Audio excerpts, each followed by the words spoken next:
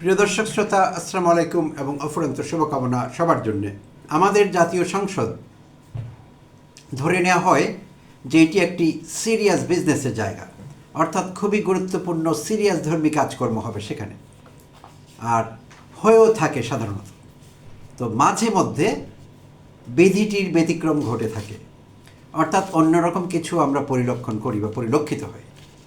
তো সেটি হলো কমেডি সেশন চলে মাঝে মাঝে, কি জাতীয় সংসদের বাইরে কিংবা সংসদের ভেতরে।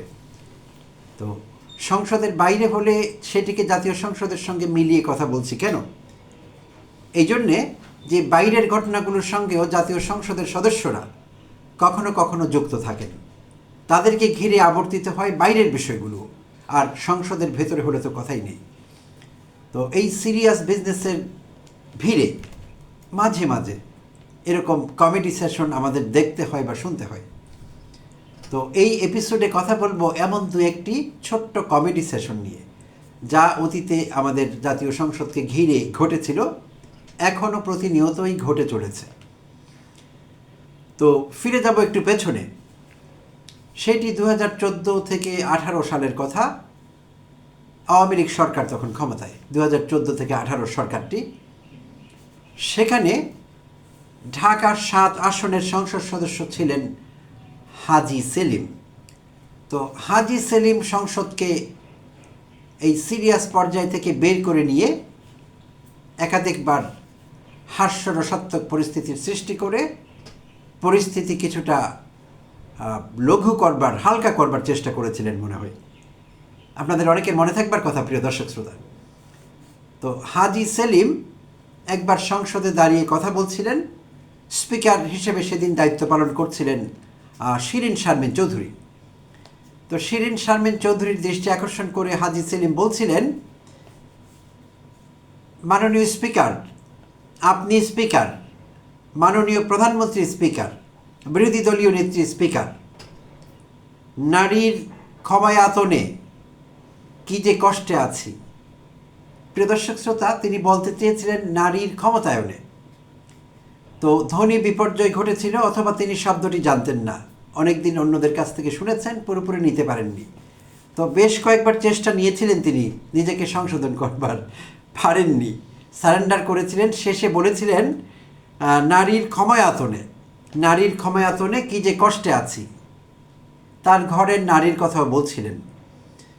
তো হাজী সেলিম, আমরা যতদূর জানি, হাজী সেলিমের তিনি হলফনামায় যা লিখেছিলেন, সংসদ সদস্য হিসেবে যে হলফনামা জমা দিতে হয় নিজের সম্পর্কে ডিটেল দিয়ে, সেখানে তার আনুষ্ঠানিক কোনো লেখাপড়ার কথা তিনি উল্লেখ করেননি।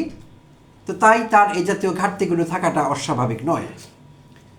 তো তিনি এভাবেই তার বক্তব্য শেষ করেছিলেন। আর তিনি আসলে কি বলছিলেন বুঝতে পারেননি, কারণ তিনি স্পিকারকে বলছিলেন, মাননীয় স্পিকার, আপনিও একজন স্পিকার, প্রধানমন্ত্রী নারী, তিনিও একজন স্পিকার, বিরোধী দলীয় নেত্রীও একজন স্পিকার। তো এটি আসলে মিলানো খুব মুশকিল আমাদের জন্যে। শুধু শিরিন শারমিন চৌধুরী স্পিকার ছিলেন, বাকিরা কেউ ছিলেন না। তো এই টার্মটিও হাজী সেলিমের সংসদে গিয়েই শোনা। স্পিকার বলে একজন আছেন, তিনি বিভিন্ন দায়িত্ব পালন করেন। তো সেই সুবাদে হাজী সেলিম এই কথাগুলো বলেছিলেন। তো অনেকেই সেদিন, অনেকের চিত্ত বিনোদন হয়েছিল এই বক্তব্যের পর। এর বাইরেও হাজী সেলিম আরেকটি ঘটনা ঘটিয়েছিলেন। সেটি ছিল তার এলাকার ঢাকা 7 নির্বাচনী এলাকা, সেখানে রাস্তাঘাটের উন্নয়ন নিয়ে তিনি কথা বলতে চাইছিলেন। রাস্তাঘাট ভাঙা ছিল বিভিন্ন জায়গায়, জলাবদ্ধতা ছিল, আরও ঝামেলা ছিল। তো তিনি কথা বলছিলেন স্বরাষ্ট্রমন্ত্রীকে উদ্দেশ্য করে, এবং বলছিলেন, মাননীয় স্বরাষ্ট্রমন্ত্রী, আমার এলাকায় রাস্তাঘাট নেই। তো তিনি পুরান ঢাকার ভাষায় বলার চেষ্টা করেছিলেন, এর বাইরে তার পক্ষে যাওয়া মুশকিল। তো আমি পুরান ঢাকার ভাষা জানি না, তবে আন্দাজ করছি ভাষাগুলো বোধহয় এরকম ছিল। আমার এলাকায় কইলাম রাস্তাঘাট নাইকা, রাস্তাঘাট ঠিক করে দেওয়ান লাগবো মাননীয় স্বরাষ্ট্রমন্ত্রী, জনগণে অনেক খারাপ খারাপ কথা কইবার লাগছে। তো স্বরাষ্ট্রমন্ত্রী হিসেবে দায়িত্ব পালন করছিলেন তখন আসাদুজ্জামান কামাল, এখন যিনি পালিয়ে আছেন ভারতে। তো সেই কামাল তখন তাকে বলেছিলেন, মাননীয় সংসদ সদস্য আমিনা, আমিনা উনি। তখন তিনি যোগাযোগ মন্ত্রীর দিকে আঙ্গুল দিয়ে নির্দেশ করছিলেন, এবং তখন যোগাযোগ মন্ত্রী ছিলেন হাসিনার আরেক পলাতক মন্ত্রী এবং এমপি অতি কথক ওবায়দুল কাদের। তো যাই হোক, তাহলে একজন সংসদ সদস্য জানেন না যে নির্দিষ্ট দাবি দাওয়া নিয়ে কথা বলতে হলে সেই দাবি দাওয়া পূরণ করতে পারেন এমন সংশ্লিষ্ট দপ্তরকে বলতে হবে, সংশ্লিষ্ট দপ্তরের মন্ত্রীকে বলতে হবে। যে কোনো মন্ত্রীকে পাশে পেলেই বলা যাবে না। আর সবাই স্পিকার হন না, একজনই হন। তো হাজী সেলিমের হয়তো সেগুলো জানা ছিল না, তাই অনেকে বিষয়টি হালকাভাবেও দেখেছেন। বাট বিনোদন তিনি জুগিয়েছিলেন সবার জন্যই, পাইকারি হারে। আচ্ছা, তো একটু পেছন থেকে শুরু করেছিলাম, এখন সরাসরি চলে আসবো, আর মাঝখানে দাঁড়াবো না। এখনকার ত্রয়োদশ জাতীয় সংসদেও মাঝে মধ্যে আমরা দেখি নানা কারণে হাস্যরসাত্মক পরিস্থিতি সৃষ্টি হয়। এটি যে একেবারে খারাপ আমি সে কথা বলবো না। সবসময় সিরিয়াস বিজনেস কি আর ভালো লাগে? সবসময় rules of procedure, rules of business এগুলো মেনে চলতেই বা কার ইচ্ছে করে? তাই ব্যতিক্রম মাঝে মধ্যে হলে খারাপ হয় না। তো এখন যার কথা বলবো তিনি একজন নারী সংসদ সদস্য, সংরক্ষিত নারী আসন থেকে কুষ্টিয়া অঞ্চলের ফরিদা ইয়াসমিন। প্রিয় দর্শক শ্রোতা, ফরিদা ইয়াসমিন গতকাল জাতীয় সংসদে হাজী সেলিমের প্রায় সমগোত্রীয় একটি ঘটনার জন্ম দিয়েছেন। আর সংসদে হাস্যরসের সৃষ্টি হয়েছে উচ্চমাত্রায়। সংসদ সদস্যরা আমোদিত হয়েছেন, আর যারা সেটি বাইরে থেকে প্রত্যক্ষ করেছেন তারা হয়েছেন বিনোদিত। তো ফরিদা ইয়াসমিন সম্পর্কে আরেকটু কথা বলে নেওয়া ভালো। তিনি সেই 90-এর দশক থেকে বিএনপির সঙ্গে আছেন। কুষ্টিয়ার মানুষ, একজন কলেজ শিক্ষিকা, তার সম্পর্কে যতটুকু জানা গেছে। তো 90 দশক থেকে, শুরুর থেকে তিনি বিএনপির সঙ্গে আছেন বহুদিন, এবং এটি বোধ তার দ্বিতীয় দফায় সংসদ সদস্য হিসেবে দায়িত্ব পালন করা। তো ফরিদা ইয়াসমিন গতকাল যে বক্তব্য দিয়েছেন তার আগে গত 20 জুন আরেকটি বক্তব্য দিয়েছিলেন তার নিজ নির্বাচনী এলাকায়, কুষ্টিয়ার কুমারখালী এবং খোকসা এলাকায়। তো সেখানে কুমারখালী ডাক বাংলোয় তিনি কথা বলছিলেন। সেখানে উপজেলা এবং পৌর বিএনপির অঙ্গ সংগঠনের নেতাকর্মীরা সেখানে উপস্থিত ছিলেন। সেখানে ফরিদা ইয়াসমিন কথা বলছিলেন গত 20 জুন। সেখানে তিনি বিরোধী রাজনৈতিক দলের নেতাকর্মীদের এবং স্থানীয় প্রশাসনকে হুমকি দিয়েছিলেন এক ধরনের। তো এই বক্তব্য পুরো দেশে ভাইরাল হয়, পুরো দেশের মানুষ বিস্মিত হয়ে যান তার এই বক্তব্যে। তো 20 জুন তিনি বলছিলেন, তার কথাই কোট করছি হুবহু, আমরা কি বিরোধী দলে ছিলাম না? আমরা রাজনীতি করার কোনো স্পেস পাইনি। আর এখন আপনারা সুখে শান্তিতে বাচ্চা কাচ্চা নিয়ে ঘরে ঘুমান। কিসের ভাগ চান? কিসের মাথায় উঠতে চান? একদম সোজা রাস্তায় হাঁটবেন। প্রিয় দর্শক শ্রোতা, এইসব কথা তিনি বলছিলেন তার রাজনৈতিক বিরোধীদের, জামায়াত ইসলামী, এনসিপি, এদের উদ্দেশ্য করে তিনি বলছিলেন যে সোজা রাস্তায় হাঁটতে হবে, কোনো দাবি দেওয়া চাওয়া হবে না, চাইতে পারবেন না, মানাও হবে না। আচ্ছা, আর প্রশাসনকে উদ্দেশ্য করে বলেছিলেন যে স্থানীয় প্রশাসন যদি বিএনপি কর্মীদের সঙ্গে মিলে কাজ করতে না পারে তাহলে তারা সেখানে থাকতে পারবেন না। কুমারখালী খোকসায় থাকতে হলে বিএনপি নেতাকর্মীদের মন জয় করে চলতে হবে, তারা যেমনটি চান তেমনই হতে হবে। এইভাবে হুমকি দিয়েছিলেন তিনি, ফরিদা ইয়াসমিন। তো তখনও তাকে নিয়ে একটি এপিসোড বানিয়েছিলাম যে হাজী সেলিমের কথা আমরা বাদও দিতে পারি, কারণ তার লেখাপড়া করবার সুযোগ হয়নি, তাই তিনি এলোমেলো বক্তব্য রাখবেন, এটি স্বাভাবিক। একজন কলেজ শিক্ষিকা যিনি কিনা দ্বিতীয় দফায় সংসদ সদস্য হিসেবে দায়িত্ব পালন করছেন, তিনি কি করে জুলাই অভ্যুত্থানের পর গঠিত একটি সরকারের সংসদ সদস্য হয়ে বিরোধীদের এরকম হুমকি দিতে পারেন যে কিসের ভাগ চান, সোজা রাস্তায় হাঁটবেন, দাবি দেওয়া কিছু নেই? ভয়ঙ্কর কথা। আর প্রশাসনকে কি করে বলতে পারেন যে বিএনপির নেতাকর্মীদের কথায় উঠতে বসতে হবে, তাদের মন জুগিয়ে চলতে হবে? এইটি তো হাসিনা আমলেও প্রকাশ্যে কেউ বলেনি। আচ্ছা, তো ফরিদা ইয়াসমিন সেই কাজটি করেছেন 20 জুন। আর কিছুদিন বিরতি দিয়ে অল্প কয়েকদিনই তিনি গতকাল সংসদে যে বক্তব্য দিলেন সেইটিও হাস্যরসাত্মক পরিস্থিতি তৈরি করেছে। তো সেটি একটু শেয়ার করে নিতে চাইছি আপনাদের সঙ্গে সংক্ষেপে। গতকাল তিনি সংসদে দাঁড়িয়ে সম্পর্ক প্রশ্নে কুষ্টিয়ার দৌলতপুর, মিরপুর, কুমারখালী ও খোকসা এলাকা ঘিরে নৌপুলিশের একটি থানা দাবি করছিলেন। আর সেখানে তিনি এই দাবিটি করছিলেন মৎস্য ও প্রাণী সম্পদ মন্ত্রী আমিনুর রশিদের দৃষ্টি আকর্ষণ করে, প্রিয় দর্শক শ্রোতা, হাজী সেলিম স্বরাষ্ট্রমন্ত্রীর দৃষ্টি আকর্ষণ করে রাস্তাঘাটের উন্নয়ন চাইছিলেন।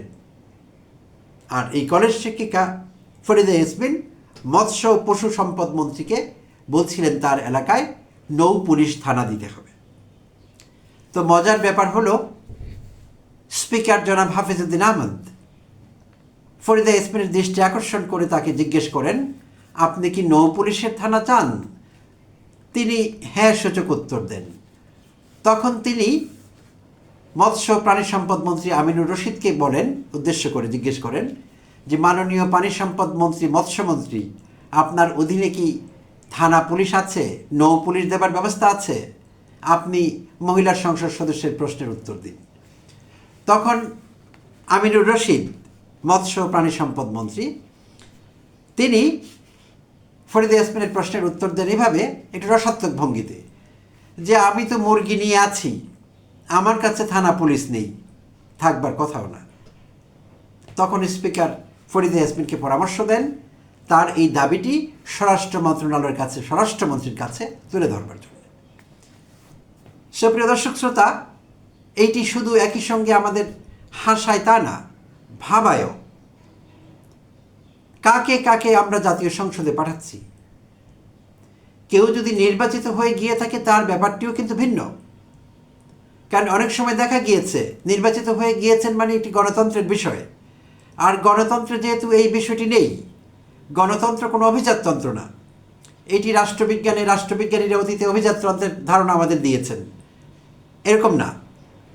এরকমও না যে কোনো লেখাপড়ার ব্যাপার ঠিক করা আছে, কোন কোন বিষয়ে জ্ঞান থাকতে হবে, কত সার্টিফিকেট থাকতে হবে, এরকম না। একেবারে কমপ্লিটলি আনপড় গাওয়া এমন কেউ কিন্তু নির্বাচিত হয়ে যাচ্ছেন, অতীতে হয়েছেন জনপ্রতিনিধি হিসেবে। তো সেই ক্ষেত্রে আমাদের এটি মেনে নেওয়া ছাড়া কোনো উপায় থাকে না। তো যখন সংরক্ষিত আসনে কাউকে নিতে হয়, সেখানে কি যাচাই বাছাইয়ের কোনো সুযোগ নেই? থাকা উচিত না? কাকে আমরা সংসদে পাঠাচ্ছি, দলগুলো কাকে সংসদে পাঠাচ্ছে, তার কি যোগ্যতা?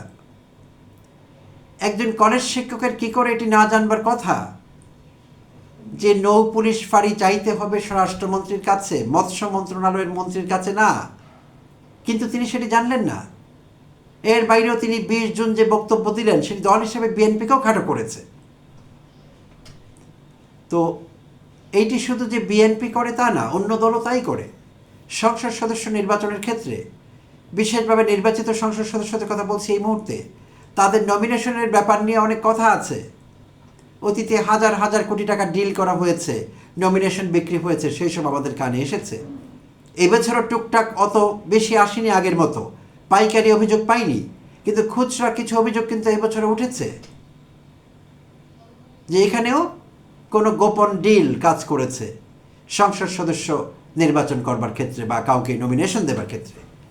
তো এইটি কোনো ভালো কথা না। আর এমপি মন্ত্রীদের যোগ্যতা সেখানে কিন্তু সংসদে ধরা পড়ে যাচ্ছে। প্রতিনিয়তই আমরা দেখতে পাচ্ছি কার কি ডেপথ, কার কি রেঞ্জ, সব কিছু একেবারে পরিষ্কার হয়ে যাচ্ছে। তো এইটি রাজনীতি সম্পর্কে সাধারণভাবে ভালো ধারণা দেয় না, জনমনে খুব বেশি পরিষ্কার ধারণা দেয় না। দেয় রাজনীতির কদর্য রূপটি আমাদের চোখের সামনে তুলে ধরে। তো সংসদ সদস্যদের লেজিসলেটরও বলা হয় আরেকটি টার্ম, অর্থাৎ আইন প্রণেতা। তারা আমাদের জন্য আইন প্রণয়ন করবেন। তো আইন প্রণয়ন করবার যোগ্যতা সকল সংসদ সদস্যের আছে কিনা, বা সেই যোগ্যতার লোকেরা সংসদ সদস্য হয়েছেন কিনা, হতেন কিনা, সেই প্রশ্নগুলো কিন্তু থামছে না, সবসময় আমাদের সামনে আছে, ঘুরে ফিরে সামনে আসছে।